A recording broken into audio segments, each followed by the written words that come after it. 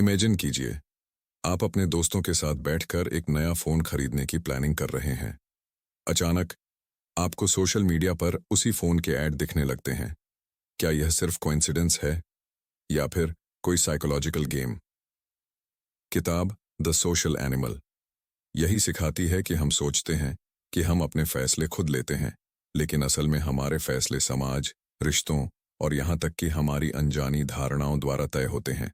इस वीडियो में हम आपको इंसानी मनोविज्ञान के ऐसे राज बताएंगे जो आपकी सोच को हिलाकर रख देंगे। तो चलिए शुरू करते हैं। हमारे दिमाग के अंदर दो सिस्टम काम कर रहे होते हैं। सिस्टम 1 तेज, इमोशनल और ऑटोमेटिक होता है।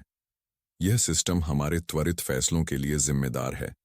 यह बिना सोचे समझे पिछले अनुभवों और भावनाओं के आधार पर निष्कर्ष निकालता है। यह हमें खतरों से बचाने और तेजी से प्रतिक्रिया देने में मदद करता है। उदाहरण के लिए, आप सड़क पर चलते हैं और अचानक एक कार आपकी तरफ आती दिखती है। बिना सोचे समझे आप तुरंत पीछे हट जाते हैं। यह सिस्टम 1 की ताकत है। अब इसे दूसरे तरीके से सोचें। अगर आपको हर छोटे फैसले को तर्क से सोचकर लेना पड़े, तो हमारा दिमाग ओवरलोड हो जाएगा।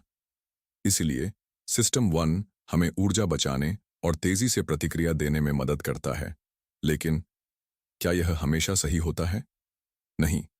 सिस्टम 1 अक्सर गलतफहमियां और पूर्वाग्रह भी पैदा करता है। कई बार हम किसी को सिर्फ उसके कपड़ों या लहजे के आधार पर जज कर लेते हैं, जबकि असलियत कुछ और होती है। अब आते हैं दूसरे सिस्टम पर। सिस्टम 2 सोच समझकर निर्णय लेने वाला सिस्टम, स्लो थिंकिंग। यह धीमे लेकिन तर्क संगत तरीके से काम करता है। जब हमें महत्वपूर्ण फैसले लेने होते हैं तो यह सक्रिय होता है। इसमें समय और ऊर्जा लगती है, लेकिन यह ज्यादा सटीक निर्णय लेता है। उदाहरण के लिए, जब आप किसी बिजनेस में इन्वेस्ट करने का सोचते हैं तो आप हर डिटेल को एनालाइज करते हैं। जब आपको करियर चुनना होता है तो आप हर ऑप्शन को तौलते हैं। जब आप एग्जाम में उत्तर लिखते हैं तो सिस्टम 2 ही एक्टिव रहता है। लेकिन इस सिस्टम की एक कमजोरी है, यह बहुत जल्दी थक जाता है। अगर आप पूरे दिन कठिन सोच विचार में लगे रहें तो आप में डिसीजन लेने की क्षमता धीरे धीरे कम हो जाती है। इसे डिसीजन फटीग कहा जाता है। सिस्टम 1 और सिस्टम 2 में बैलेंस कैसे बनाएं? अब सबसे बड़ा सवाल, क्या हम इन दोनों सिस्टम का सही इस्तेमाल कर सकते हैं? जी हाँ, और इसके लिए आपको 3 चीजों पर ध्यान देना होगा। 1 महत्वपूर्ण फैसलों में सिस्टम 2 को ज्यादा इस्तेमाल करें। जब पैसा, करियर या रिलेशनशिप का सवाल हो तो जल्दीबाजी न करें। तो सिस्टम 8 को अनावश्यक बायसेस से बचाएं। किसी इंसान को पहली नजर में जज करने से बचें। 3 जब भी थका हुआ महसूस करें, बड़े फैसले टाल दें। डिसीजन फटीग को कम करने के लिए महत्वपूर्ण फैसले सुबह या तब लें जब आप रिलैक्स फील कर रहे हों। अब एक बड़ा सवाल, अगर हमारे ज्यादातर फैसले सिस्टम 1 भावनाओं पर निर्भर होते हैं, तो क्या हम कभी सच में तर्कसंगत, रैशनल सोच सकते हैं? और सबसे जरूरी बात, क्या हमारी भावनाएं और सोच भी हमारे बचपन और समाज से नियंत्रित होती हैं? अगर हाँ, तो हम अपने आसपास के माहौल को कैसे पहचानें और खुद के सोचने के तरीके को कैसे सुधारें? क्या आपने कभी सोचा है कि आपका व्यक्तित्व, आपके फैसले और यहाँ तक कि आपकी पसंद भी दूसरों से प्रभावित होती है? जी हाँ, जो आप सोचते हैं, जो आप पहनते हैं, जो आप खरीदते हैं, उसका एक बड़ा हिस्सा आपके दिमाग का फैसला नहीं, बल्कि आपके आसपास के समाज का प्रभाव है। अब सोचिए, आपने कभी आईफोन खरीदा हो या न खरीदा हो, लेकिन जब आप किसी को आईफोन इस्तेमाल करते देखते हैं तो आपके मन में यह ख्याल जरूर आता है, क्या मुझे भी लेना चाहिए? अगर आपके दोस्त ज्यादातर इंजीनियर या डॉक्टर बन रहे हैं तो आप पर भी यह दबाव महसूस होगा कि शायद आपको भी यही करना चाहिए। अगर आपके आसपास के लोग हर महीने पैसे को बचाने की बजाय खर्च करने में यकीन रखते हैं, तो संभावना है कि आप भी यही आदत अपना लेंगे। यह है सामाजिक प्रभाव, सोशल इन्फ्लुएंस। हम अपने फैसलों को पूरी तरह अपना मानते हैं, लेकिन सच यह है कि हमारा दिमाग सामाजिक माहौल से लगातार प्रभावित होता है। इस बुक में ऑथर सामाजिक प्रभाव के 3 शक्तिशाली रूप को समझाते हैं। 1 कंफॉर्मिटी, जब समाज हमें ढालता है। आपने कभी नोटिस किया है कि स्कूल में, ऑफिस में या यहाँ तक कि सोशल मीडिया पर भी लोग दूसरों की तरह ही व्यवहार करने लगते हैं। अगर क्लास में सारे स्टूडेंट्स एक टीचर की बात से सहमत हो रहे हैं, तो आप भी शायद हाँ में हाँ मिला देंगे, भले ही आपको अंदर से कुछ अलग लग रहा हो। यह भीड़ का दबाव, पीयर प्रेशर होता है, जो हमें दूसरों की तरह सोचने और काम करने पर मजबूर कर देता है। लेकिन दिक्कत तब आती है जब यह असर हमारे लाइफ के बड़े फैसलों पर पड़ने लगता है। अगर आपके दोस्त बिजनेस करने के बजाय जॉब चुन रहे हैं, तो आप भी यही करेंगे, चाहे बिजनेस में आपका इंटरेस्ट क्यों ना हो। अगर आपके आसपास के लोग किताबें नहीं पढ़ते, तो शायद आप भी किताबों से दूरी बना लेंगे। अगर सभी लोग निवेश, इन्वेस्टमेंट की जगह सिर्फ खर्च कर रहे हैं, तो आप भी वही करने लगेंगे। यानी कि कन्फॉर्मिटी हमें सोचने का तरीका नहीं देता, बल्कि हमें दूसरों के नक्शे कदम पर चलने के लिए मजबूर करता है। 2 सोशल प्रूफ। जब हम दूसरों को देखकर फैसले लेते हैं, क्या आपने कभी किसी रेस्तरां के बाहर लंबी लाइन देखकर सोचा है कि यहाँ खाना जरूर अच्छा होगा? क्या आपने किसी वीडियो को सिर्फ इसलिए देखा क्योंकि उस पर लाखों व्यूज थे, या फिर कोई किताब सिर्फ इसलिए खरीदी क्योंकि वह बेस्ट सेलर लिस्ट में थी? यह सोशल प्रूफ कहलाता है। मतलब, अगर बहुत से लोग किसी चीज को अच्छा मानते हैं, तो हमारा दिमाग भी उसे अच्छा मान लेता है। लेकिन सावधान, यह सोच कई बार हमें गलत फहमी में डाल देती है। अगर बहुत से लोग किसी स्टॉक में इन्वेस्ट कर रहे हैं, तो इसका मतलब यह नहीं कि वह स्टॉक हमेशा मुनाफा देगा।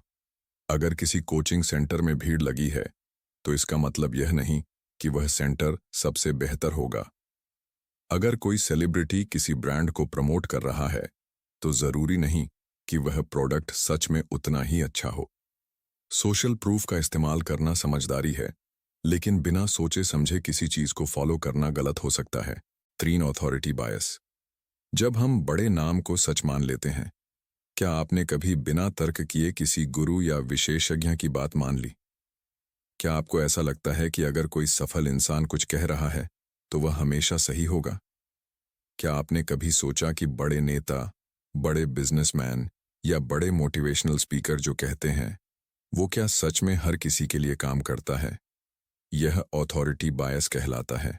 मतलब, हम किसी व्यक्ति की सफलता, ताकत या ज्ञान को देखकर यह मान लेते हैं कि उसकी हर बात सही होगी, लेकिन सच यह है कि हर स्थिति अलग होती है। एक अरबपति बिजनेसमैन जो स्ट्रेटेजी इस्तेमाल करता है, वह हर आम व्यक्ति के लिए काम नहीं करेगी। एक फिटनेस कोच जो डाइट फॉलो करता है, वह हर किसी के शरीर के लिए सही नहीं होगी। एक फेमस पॉलिटिशियन जो कहता है, वह हमेशा जनता के भले के लिए नहीं होता। इसलिए ऑथोरिटी बायस से बचना जरूरी है। किसी भी जानकारी को क्यों और कैसे के नजरिए से देखें। हर जानकारी की सत्यता को परखें, खासकर जब वह किसी प्रभावशाली व्यक्ति से आ रही हो। अब सवाल उठता है, क्या हम सामाजिक प्रभाव से बच सकते हैं? नहीं, पूरी तरह से तो नहीं, लेकिन हम इसे पहचान कर इससे बचाव जरूर कर सकते हैं। इसके लिए खुद के फैसले सोच समझ कर लें, सिर्फ इसलिए नहीं कि सभी लोग ऐसा कर रहे हैं। ज्यादा से ज्यादा जानकारी इकट्ठा करें और खुद उसका विश्लेषण करें। ऐसे लोगों से बचें जो बिना तर्क के सिर्फ दूसरों की नकल करने को कहते हैं। अब अगला सवाल, अगर सामाजिक प्रभाव हमारी सोच को इतना कंट्रोल करता है, तो क्या सच में हम अपने फैसले खुद लेते हैं? और सबसे बड़ी बात, क्या हमारे रिश्ते, हमारी दोस्ती और यहाँ तक कि हमारी लाइफ के सबसे बड़े फैसले भी इसी प्रभाव का हिस्सा हैं? अगर हाँ, तो हम इसे अपने फेवर में कैसे इस्तेमाल कर सकते हैं? इसका जवाब मिलेगा अगले पॉइंट में। तो वीडियो को आगे देखें और इस दिलचस्प साइकोलॉजी को गहराई से समझें। रिश्ते और भावनात्मक जुड़ाव। क्या हम अपना प्यार और दोस्ती खुद चुनते हैं? हम किन लोगों के करीब आते हैं, यह भी मनोवैज्ञानिक कारणों से तय होता है। क्या हमारी दोस्ती सिर्फ हमारी पसंद पर निर्भर करती है? क्या हमारा प्यार और हमारे रिश्ते पूरी तरह से हमारे दिल के फैसले होते हैं, या फिर इन सब के पीछे भी गहरी मनोवैज्ञानिक रणनीति चल रही होती है, जिसका हमें एहसास तक नहीं होता? इस भाग में हम इन्हीं सवालों के जवाब तलाशेंगे और समझेंगे कि कैसे हमारी भावनाएं, जुड़ाव और रिश्ते मनोवैज्ञानिक नियमों के अधीन होते हैं। इसे जानने के लिए इन 3 पॉइंट को गहराई से समझना होगा। Front proximity effect. जो पास होता है वो खास होता है। क्या आपको स्कूल के दिनों की वो दोस्ती याद है जो सिर्फ इसलिए हुई क्योंकि आप रोज एक ही क्लास में बैठते थे? क्या आपने ऑफिस में ऐसे लोगों से दोस्ती कर ली जो आपकी टेबल के सबसे करीब बैठते थे? क्या आपको कॉलेज में जिस ग्रुप के साथ ज्यादा वक्त बिताना पड़ा वही लोग आपके सबसे करीबी दोस्त बन गए? इसे कहा जाता है प्रॉक्सिमिटी इफेक्ट, यानी नजदीकी का प्रभाव। हम जिन लोगों के संपर्क में बार बार आते हैं उनसे हमारा लगाव खुद ब खुद बढ़ने लगता है। यही कारण है कि ऑफिस रोमांस इतना आम है। यही कारण है कि पड़ोसी अक्सर अच्छे दोस्त बन जाते हैं। यही कारण है कि जो लोग एक ही कॉलेज, एक ही शहर या एक ही सोशल सर्कल में होते हैं उनकी दोस्ती ज्यादा गहरी होती है। मतलब यह कि हमारा दिमाग पास मौजूद लोगों को ज्यादा महत्व देता है और धीरे धीरे उनके साथ हमारी बॉन्डिंग मजबूत हो जाती है। दो समानता, सिमिलैरिटी। हम उन्हीं को चुनते हैं जो हमारे जैसे होते हैं। क्या आपने गौर किया है कि ज्यादातर समय हमारी दोस्ती उन्हीं लोगों से होती है जिनके विचार हमसे मिलते जुलते हैं? क्या आपने देखा है कि कपल्स अक्सर एक दूसरे की सोच, रुचियों और व्यवहार में समानता रखते हैं? क्या आपको कभी ऐसा महसूस हुआ है कि किसी इंसान से पहली मुलाकात में ही आपको लग गया कि ये मेरा टाइप का इंसान है? यह है समानता का यह है समानता का प्रभाव, सिमिलैरिटी इफेक्ट। हमारा दिमाग उन लोगों के साथ ज्यादा कनेक्ट होता है जिनकी सोच और पसंद हमारे जैसी होती है। हम उन लोगों की ओर ज्यादा आकर्षित होते हैं जिनका बैकग्राउंड, विचारधारा और आदतें हमारे जैसी होती हैं। इसीलिए अगर आप किताबों के शौकीन हैं तो आपकी दोस्ती भी उन्हीं लोगों से होगी जो किताबें पढ़ते हैं। अगर आप बिजनेस माइंडेड हैं तो आपके करीबी दोस्त भी बिजनेस करने वाले होंगे। अगर आप सोशल मीडिया पर ज्यादा वक्त बिताते हैं तो आपके दोस्त भी वही करेंगे। मतलब यह है कि हमारी दोस्ती, प्यार और रिश्ते हमारी खुद की पहचान का ही विस्तार होते हैं। 3, मिररिंग इफेक्ट। जब सामने वाला हमारा प्रतिबिंब बन जाता है। क्या आपने कभी नोटिस किया है कि जब कोई आपके जैसे हाव भाव, जेस्चर्स और बोलने का तरीका अपनाता है तो आप उसे ज्यादा पसंद करने लगते हैं? क्या आपको ऐसे दोस्त याद हैं जो आपकी भाषा, एक्सप्रेशन या बॉडी लैंग्वेज कॉपी करते हैं और आपको उनसे ज्यादा कनेक्शन फील होता है?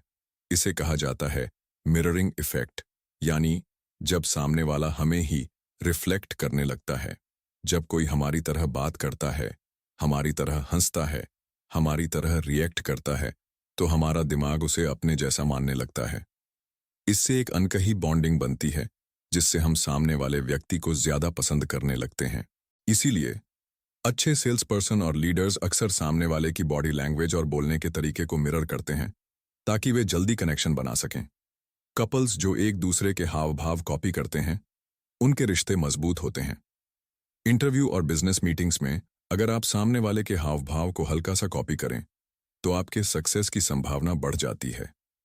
मतलब साफ है, अगर आप किसी से जल्दी कनेक्ट होना चाहते हैं तो उनके तरीके, एक्सप्रेशन और बोलने की शैली को हल्का सा मिरर करें और देखिए कैसे आपका कनेक्शन बढ़ता है।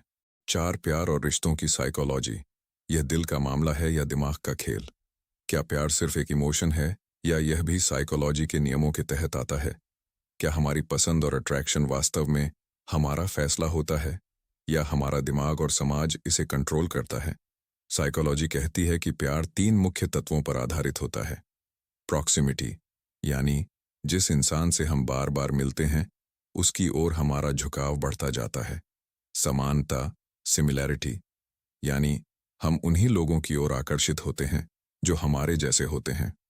रासायनिक प्रभाव, केमिकल इफेक्ट, यानी जब हमारा दिमाग डोपामाइन और ऑक्सीटोसिन रिलीज करता है तो हमें महसूस होता है कि यही सच्चा प्यार है।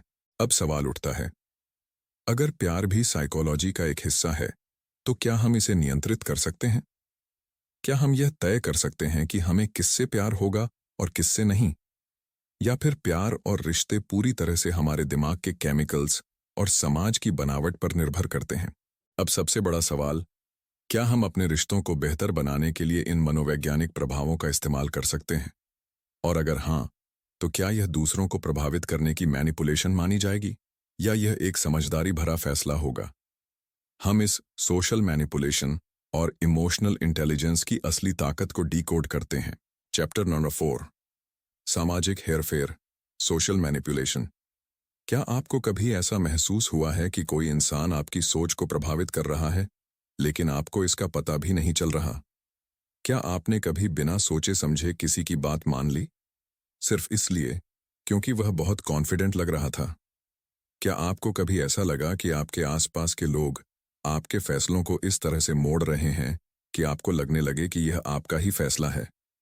अगर हाँ, तो आप पहले से ही सोशल मैनिपुलेशन का शिकार हो चुके हैं।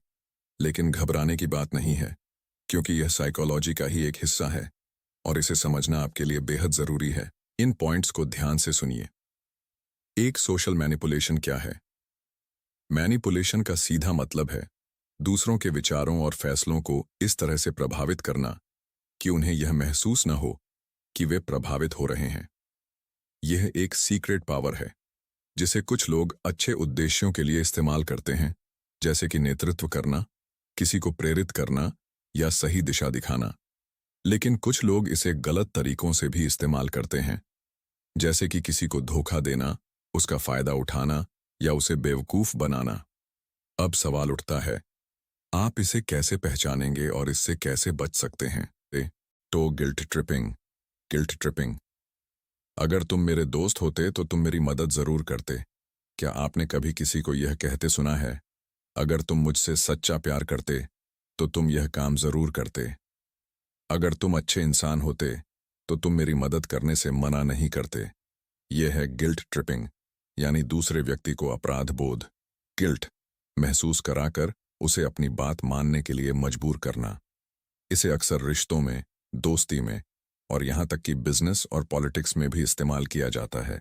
इसका सबसे खतरनाक हिस्सा यह है कि आपको पता भी नहीं चलेगा कि आप इस मैनिपुलेशन का शिकार हो रहे हैं। इससे बचने का तरीका क्या है? जब भी कोई आपको गिल्ट ट्रिपिंग के जरिए मैनिपुलेट करने की कोशिश करे, तो अपनी भावनाओं को लॉजिक से चेक करें। क्या आप सही में गलत हैं, या दूसरा व्यक्ति सिर्फ आपको गिल्टी फील करवा रहा है? क्या यह वाकई आपका कर्तव्य है या कोई आपको बेवजह फंसा रहा है? गैसलाइटिंग। गैसलाइटिंग। जब आपको खुद पर ही शक होने लगे।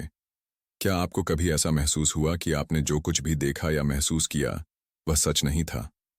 क्या आपके साथ कभी ऐसा हुआ कि आप किसी बात को लेकर 100% सही थे, लेकिन दूसरे लोगों ने आपको यह यकीन दिला दिया कि आप गलत थे? यह है गैसलाइटिंग, यानी दूसरे व्यक्ति को उसके खुद के दिमाग पर शक करने के लिए मजबूर करना। इसे अक्सर टॉक्सिक रिश्तों में, ऑफिस पॉलिटिक्स में और यहां तक कि न्यूज़ और सोशल मीडिया में भी इस्तेमाल किया जाता है। इसका मकसद होता है दूसरे व्यक्ति की सोचने समझने की क्षमता को कमजोर कर देना, ताकि वह हमेशा दूसरों पर निर्भर रहे।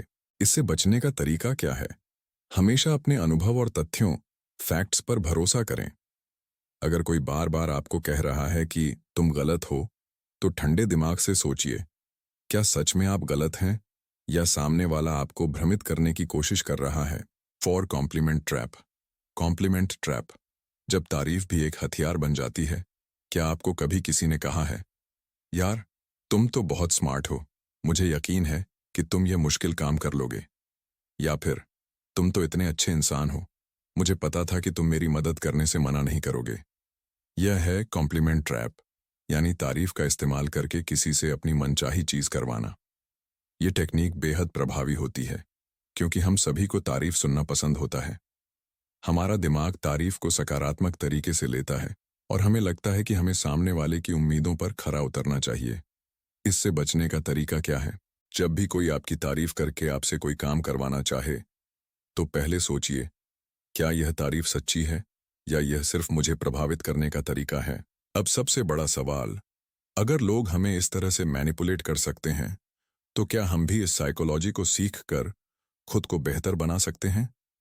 क्या हम इन मनोवैज्ञानिक ट्रिक्स को सिर्फ पहचान सकते हैं, या फिर हम इन्हें अपने फायदे के लिए भी इस्तेमाल कर सकते हैं? इसे जानने के लिए आइए इस वीडियो के आखिरी पॉइंट्स इमोशनल इंटेलिजेंस यानी भावनात्मक बुद्धिमत्ता के रहस्यों को समझते हैं। Point number 5, emotional intelligence. दिमाग से नहीं, दिल से खेलिए। क्या आपको लगता है कि सिर्फ दिमाग से ही फैसले लेने वाले लोग ज्यादा सफल होते हैं? अगर हाँ, तो शायद आपको यह जानकर हैरानी होगी कि आईक्यू से ज्यादा ईक्यू यानी इमोशनल इंटेलिजेंस सफलता का असली कारण होता है। आज हम बात करेंगे इमोशनल इंटेलिजेंस के बारे में, यानी अपने और दूसरों के इमोशंस को समझने और उन्हें कंट्रोल करने की कला। अगर आप इसे सीख गए तो न सिर्फ आप अपनी जिंदगी बेहतर बना सकते हैं, बल्कि दूसरों को भी आसानी से समझ और प्रभावित कर सकते हैं। अब सवाल उठता है, इमोशनल इंटेलिजेंस कैसे काम करता है और इसे कैसे सीखा जाए? वॉन्ट इमोशनल इंटेलिजेंस क्या है और क्यों जरूरी है? इमोशनल इंटेलिजेंस ईक्यू का मतलब है अपनी और दूसरों की भावनाओं को समझना, उन्हें कंट्रोल करना और सही तरीके से उपयोग करना। सोचिए, जब आप किसी से बात करते हैं तो आप केवल उनके शब्द ही नहीं सुनते, बल्कि उनकी भावनाओं, इमोशंस को भी महसूस करते हैं। अगर आप किसी की तकलीफ को समझते हैं, उसकी खुशी को पहचानते हैं, तो यह आपकी इमोशनल इंटेलिजेंस की निशानी है। रिसर्च कहती है कि दुनिया के सबसे अमीर और सफल लोग, इलॉन मस्क, जेफ बेजोस और वॉरेन बफेट, सिर्फ स्मार्ट नहीं हैं, बल्कि उनकी इमोशनल इंटेलिजेंस भी बहुत जबरदस्त है। वे जानते हैं कि किसी को कब मोटिवेट करना है, कब कोई फैसला लेना है और कब शांत रहना है। अब सवाल उठता है, क्या इमोशनल इंटेलिजेंस कोई जन्मजात गुण है या इसे सीखा भी जा सकता है? अच्छी खबर यह है कि इसे सीखा जा सकता है, लेकिन कैसे? आइए समझते हैं। तो सेल्फ अवेयरनेस, खुद को पहचानिए। क्या कभी ऐसा हुआ है कि आपको गुस्सा आ गया, लेकिन बाद में आपको एहसास हुआ कि यह गुस्सा बेवजह था? या कभी आपने कोई फैसला इमोशंस में आकर लिया और बाद में आपको पछतावा हुआ? इसका मतलब है कि आपकी सेल्फ अवेयरनेस थोड़ी कमजोर है। सेल्फ अवेयरनेस का मतलब है अपनी भावनाओं को पहचानना और समझना कि वे आपको कैसे प्रभावित कर रही हैं। हर रोज 5 मिनट अपने इमोशंस पर ध्यान दीजिए। जब भी कोई बड़ा फैसला लें, खुद से पूछिए, क्या यह मेरा असली फैसला है या सिर्फ मेरी भावनाओं का असर है? अगर आप इसे सीख जाते हैं तो आपकी इमोशनल इंटेलिजेंस तुरंत बढ़ जाएगी। 3 इमोशनल कंट्रोल, भावनाओं को काबू में रखना ही असली ताकत है। क्या आपने कभी किसी को गुस्से में आकर गलत फैसले लेते देखा है, या फिर किसी को प्यार में पड़कर अपना करियर खराब करते देखा है? इमोशंस बहुत ताकतवर होते हैं, लेकिन अगर इन्हें कंट्रोल नहीं किया जाए तो वे हमें कंट्रोल कर लेते हैं। एक स्मार्ट इंसान जानता है कि कब गुस्सा करना है, कब शांत रहना है और कब किसी को इग्नोर करना है। गुस्से को कंट्रोल करने का सबसे अच्छा तरीका है पॉज रिफ्लेक्ट तकनीक। जब भी आपको गुस्सा आए या कोई बड़ा फैसला लेना हो, 5 सेकंड रुकिए, 3 गहरी सांस लीजिए और सोचिए, क्या यह फैसला सही है? इस छोटे से हैक से आपकी पूरी जिंदगी बदल सकती है। 4 दूसरों के इमोशंस को समझना, यह कला सीख गए तो जिंदगी में कभी धोखा नहीं खाएंगे। क्या आपको कभी ऐसा महसूस हुआ कि कोई इंसान आपके सामने झूठ बोल रहा है, लेकिन आप उसे पकड़ नहीं पाए? क्या आप चाहते हैं कि आप सामने वाले के इमोशंस को पढ़ सकें ताकि आपको कभी कोई धोखा न दे सके?